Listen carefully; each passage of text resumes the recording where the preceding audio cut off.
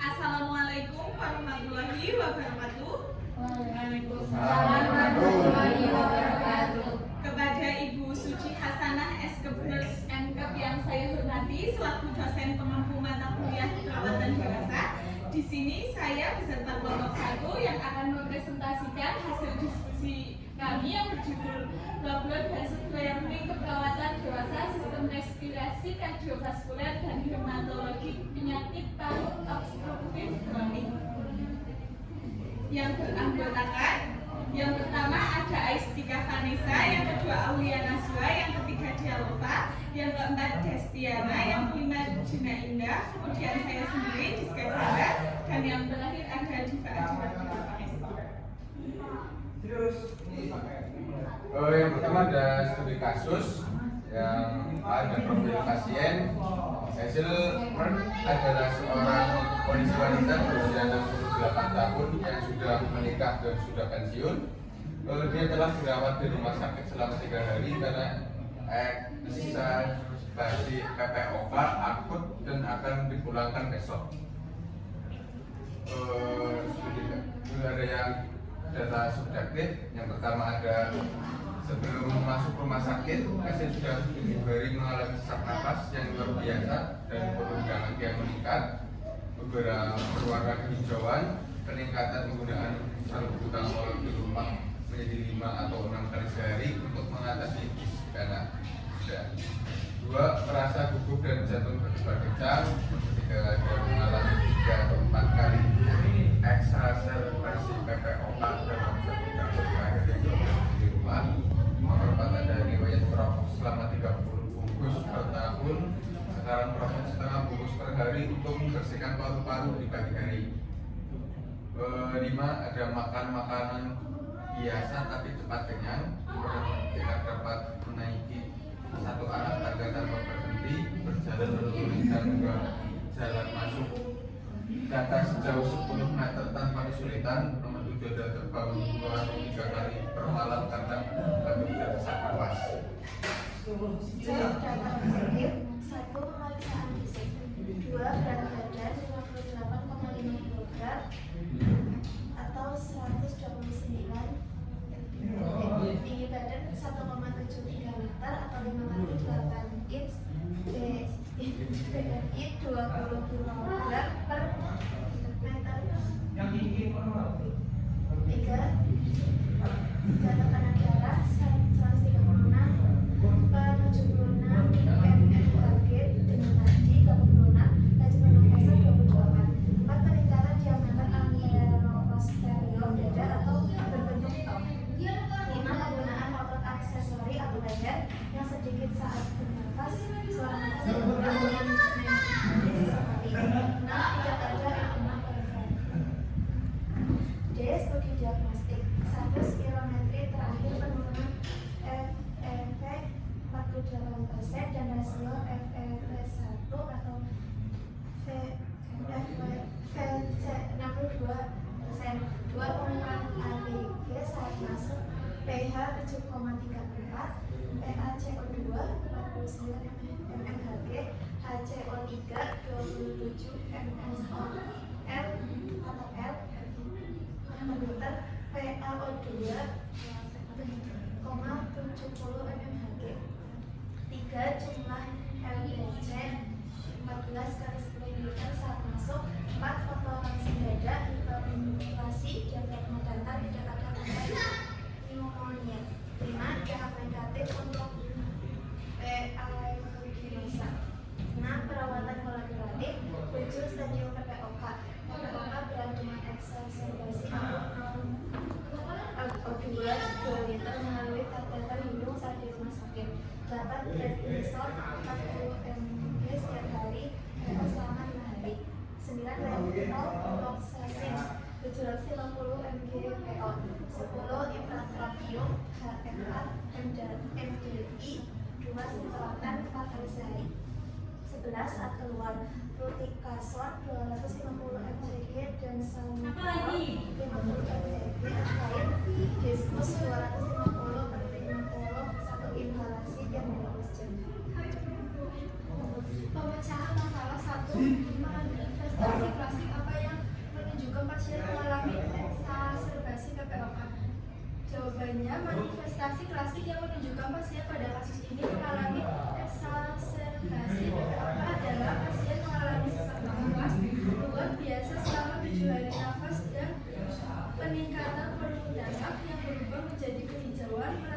gelisah dan jantung berdenyut mengalami 3 atau 4 kali observasi PPOK. 2. Apa saja kemungkinan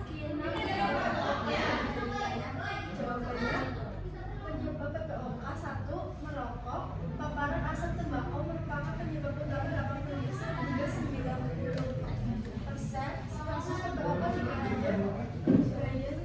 Brian Canavanella 2015 pada tahun 2012 16% warga Kanada yang berusia dari 15 tahun merokok. Modal Kanada 2012 meskipun prevalensi merokok telah menurun, tapi itu masih menjadi masalah kesehatan masyarakat yang utama. 2. Bahan kimia dan debu di tempat kerja. 3. Polusi udara perkotaan yang tinggi berbahaya bagi orang-orang yang memiliki paru-paru. Namun, dampak polusi udara luar ruangan sebagai faktor risiko perkembangan PPOK masih belum jelas pada seseorang yang terpapar berbagai waktu atau asosiasi atau kepanjangan tempat kerja. PPOK dapat berkembang tanpa harus merokok atau PHAC 2011 jika orang tersebut juga merokok. Resiko PPOK meningkat ke 2017. Selanjutnya infeksi saluran pernafasan yang berulang merupakan faktor utama yang berkontribusi terhadap memburuknya dan berkembangnya PPOK. Kerusakan patologis jaringan paru-paru dan perkembangan PPOK yang terjadi merupakan akibat dari infeksi berulang yang merusak mekanisme pertahanan lemak, membuat bronkiolus dan alveoli lebih rentan terhadap cedera dan pneumonia dan Marcasella catarrhalis, dan pada pasien dengan PPOK berat hingga sangat berat Pseudomonas aeruginosa kemungkinan merupakan organisme penyebab. Sekresi yang tertahan merupakan media yang baik untuk berkembang biakannya. Yang keempat, karena keturunan. Saat ini merupakan satu-satunya kelainan genetik yang diketahui yang menyebabkan PPOK. Namun, penelitian terus dilakukan untuk mengidentifikasi gen lain yang membuat seseorang rentan terkena penyakit ini. Juga disebut inhibitor 1 protease. Merupakan antiproteus utama dalam plasma dan fungsi utamanya adalah menghambat etalase neutrofil. AAT diproduksi oleh hati yang biasanya ditemukan di paru-paru.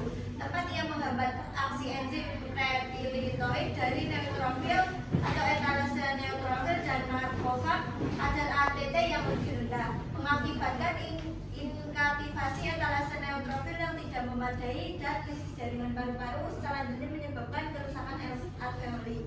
Definisi AAT yang parah menyebabkan PPOK dini. Yang selanjutnya penuaan. Penuaan mengakibatkan perubahan pada struktur paru-paru dan otot pernafasan yang menyebabkan hilangnya elastisitas paru-paru secara bertahap. Akibatnya paru-paru menjadi lebih kecil dan kaku. Jumlah alveoli yang berfungsi berkurang akibat hilangnya struktur pendukung alveolar. Ketiga, gejala apa saja yang menunjukkan penggunaan inhaler secara berlebihan dan obat apa saja yang sebaiknya digunakan. Menyebabkan gejala yang dijelaskan. Jawabannya, penggunaan inhaler berlebihan dapat menyebabkan hipokalemia. Obat yang menyebabkan hipokalemia adalah salbutamol. Apa satu-satunya cara agar ibu Mary dapat menghentikan perkembangan penyakit paru-parunya? Jawabannya berhenti merokok. Berhenti merokok merupakan faktor paling penting dalam memperlambat perkembangan PPOK. Setelah pasien berhenti merokok, bukan hanya penurunan fungsi paru-paru yang semakin cepat melambat, tetapi fungsi paru-paru biasanya juga membaik.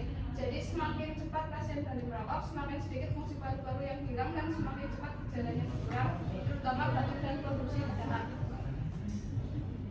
5. Mengapa Ibu Mary merasa cepat kenyang saat makan? Apa yang bisa dilakukan perawat untuk meminimalisir masalah ini? Jawabannya, sesak nafas yang dialami Ibu Mary dapat menyebabkan penurunan tingkat energi karena sesak nafas yang dialami penderita. Kondisi ini dapat membuat aktivitas sehari-hari menjadi sulit, termasuk proses pencernaan. Pernapasan dan pencernaan membutuhkan banyak energi, sehingga beberapa orang dengan PPOK mungkin menjadi sesak setelah makan. Yang dapat dilakukan oleh perawat untuk mengatasi pasien PPOK yang cepat kenyang adalah memberikan makanan dingin. makanan dingin menghasilkan rasa kurang kenyang dibandingkan makanan yang panas. Memberikan makanan yang memerlukan banyak waktu untuk mengunyah dapat disajikan dengan cara lain, misalnya diparut atau dihaluskan. Menghasilkan penggunaan makanan beku dan oven microwave dapat membantu menghemat energi pasien dalam menyiapkan makanan. 6. Interpretasikan nilai ABG. Pola apa yang dapat dilihat? Nilai ABG yang terjadi pada ibu Merik adalah pH 7,34 menurun, PaCO2 49 mSKD meningkat, HCO3 27 mol per liter meningkat, terjadi pola asidosis respiratorik. Yang ketujuh, keputusan prioritas atau prioritas keperawatan untuk merencanakan pemulihan dan menjangkau. Jawabannya, pasien mengalami PPOK berat dengan NK akurat yang dapat disembuhkan dengan meningkat kualitas hidup pasien. Obat-obatan yang harus digunakan adalah fluticasone 250 mcg dan salmeterol 50 mcg. Mengajarkan pengulangan yang diberikan adalah tentang kondisi medis pasien saat ini, bagaimana menggunakan obat dengan dosis yang benar, perawatan di rumah dan tanda-tanda bahayanya. Yang kedelapan, keputusan prioritas berdasarkan data penilaian yang disajikan. Apa saja diraksa keperawatan prioritas? Apakah ada masalah kolaborasi? Jawabannya, diraksa keperawatan prioritas yang ada dalam kasus ini adalah yang pertama, bersihkan jalan pernapasan tidak efektif, hipertensi jalan nafas. Yang kedua, intoleransi aktivitas, ketidakseimbangan antara suplai dan kebutuhan oksigen. Yang ketiga, defisit nutrisi, ketidakmampuan mencerna makanan. Dia ada masalah kolaboratif, yaitu terjadi 3 atau 4 kali exalteris penggaulan. Nomor 9, praktek berdasarkan bukti setelah mencoba membujuk ibunya untuk berhenti merokok selama setahun tanpa berhasil. Dia meminta perawat untuk memberikan tahu ibunya berhasil spirometisnya, yakin dia bahwa sudah waktunya untuk berhenti. Apakah ketidakkan itu akan berhenti? Jawabannya, pendekatan membujuk ibu untuk berhenti merokok, pendekatan yang dilakukan oleh putra ibu yaitu meminta perawat untuk menyampaikan hasil spirometri dengan harapan dapat membujuk ibunya untuk berhenti merokok adalah langkah umum yang dilakukan namun keberhasilan pendekatan ini tidak bisa dipastikan dan sangat bergantung pada berbagai faktor seperti motivasi pribadi. Faktor paling penting adalah motivasi internal ibu sendiri untuk berhenti merokok. Hasil spirometri yang buruk bisa menjadi pemicu, tetapi tidak selalu cukup kuat untuk mengubah kebiasaan yang sudah lama terbentuk. Hubungan dengan perawat, tingkat kepercayaan ibu terhadap perawat juga akan mempengaruhi seberapa besar dampak pesan yang disampaikan. Cara menyampaikan pesan yang disampaikan harus jelas, spesifik, dan diungkapkan dengan empati, menekankan dampak merokok terhadap kesehatan secara umum dan kondisi kesehatan ibu secara khusus bisa lebih efektif daripada sekedar menyampaikan angka-angka hasil spirometri. Dukungan sosial, adanya dukungan dari keluarga, teman, dan lingkungan sekitar akan sangat membantu ibu dalam upaya berhenti merokok. Terima kasih. Sekian presentasi dari kelompok kami. Apabila ada kekurangan, kami mohon maaf. Bila kita wal hidayah. Wassalamualaikum warahmatullahi wabarakatuh. Waalaikumsalam.